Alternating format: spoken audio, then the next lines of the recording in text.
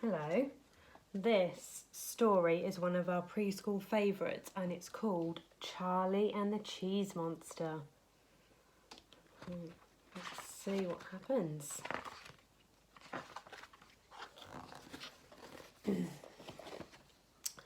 Charlie was bored, so he went to find his dad.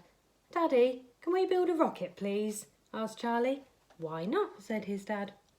They made out of an old sledge, bits from a bicycle, cardboard boxes, a plastic bottle, wire coat hangers, glue and lots of sticky tape. Charlie's dad found a small motor and when you pressed a button on it, it sounded like the rocket was going to take off. They painted the rocket red and went inside for dinner. Wow, look what they've made just from lots of bits and pieces from their house. Just before bedtime, the paint was dry, so Charlie and his dad carried the rocket up to Charlie's bedroom. Charlie's dad had made Charlie a spaceman's helmet and Charlie wore his spaceman pyjamas and sat in the rocket for his bedtime story. Can you see? His bedtime story is about astronauts. And Charlie's parents tucked him into bed, kissed him goodnight, and Charlie went to sleep. A breeze coming in through the open window woke Charlie up. He looked outside and saw stars and a full moon shining in the sky. Charlie's rocket glinted in the moonlight, so he put on his helmet and stepped inside. 5, 4, 3, 2, 1, blast off! Charlie pressed the button on the motor. The noise started, then grew louder, and then the rocket began to move. It shot straight out of the window. My goodness. Whoosh! The rocket swerved upwards and flew higher over a tree and kept going. Charlie could see down into his garden and then his whole street. He shut his eyes and held on tightly for a minute, then opened them. The rocket had risen higher. All Charlie could see was a blue and green ball that he knew was planet Earth. This is the planet we live on. He was a bit scared, but mostly curious, so he kept looking as the Earth grew smaller and smaller. Bang! There was a big jolt and suddenly the rocket came to a stop. "Whoops!" shouted Charlie as he got up from the floor of the rocket where he'd fallen. He stepped out of the rocket and looked around. The ground was creamy white and felt bouncy. Charlie knelt down and dug his fingers into the surface. It smelled very familiar. It was his favourite food, cheddar cheese. He was on the moon and it really was made of cheese. He took a bite. It was the loveliest cheese he had ever eaten. He was about to have another bite when he heard a noise. He peered around the side of the rocket. A strange creature was grabbing huge chunks of cheese with its hands and stuffing them into his enormous mouth. It didn't look scary or unfriendly, so Charlie walked up to it and asked, "Is this the moon?" "Yes, this is the moon." "What exactly are you?" said the strange creature as it licked some cheese from its hand. I'm a boy," said Charlie. "A boy? A boy?" repeated the creature. "What a strange boy creature you are, so small and pink." So what are you then?" asked Charlie. "I'm a cheese monster," said the creature. "We eat lots of cheese. It's really tasty. You should try some."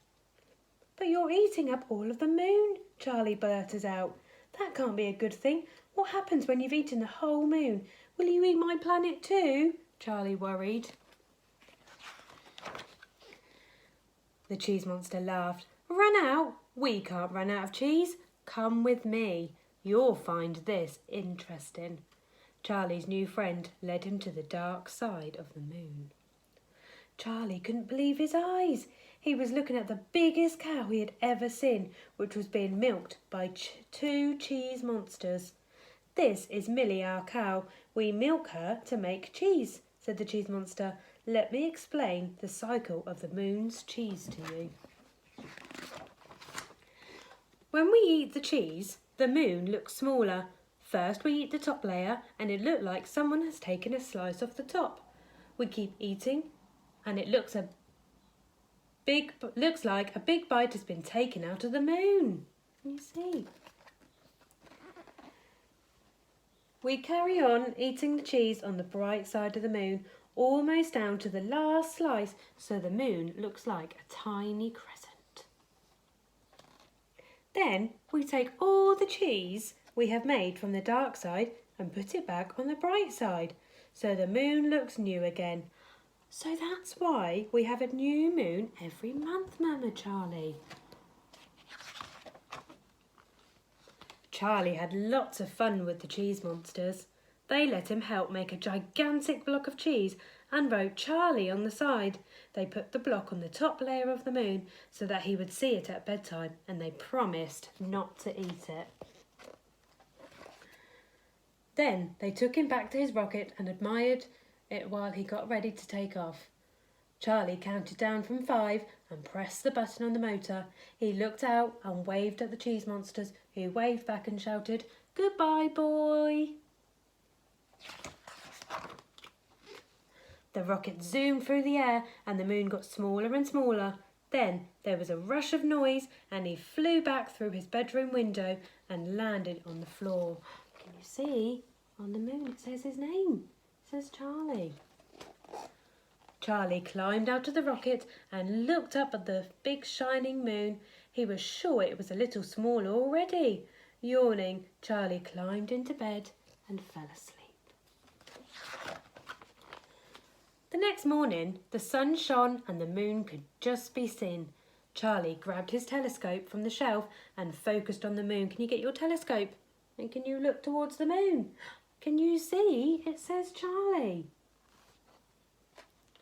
In the middle of the moon, there was a tiny black dot. Charlie tried refocusing, but his telescope wasn't strong enough. But he knew that if he could get a stronger telescope, he would see that the dot on the moon was really a name. His name, Charlie. Smiling, Charlie went downstairs to breakfast. It was cheese on toast. Do you think that cheese came all the way from the moon? And that story was Charlie and the Cheese Monster. Bye.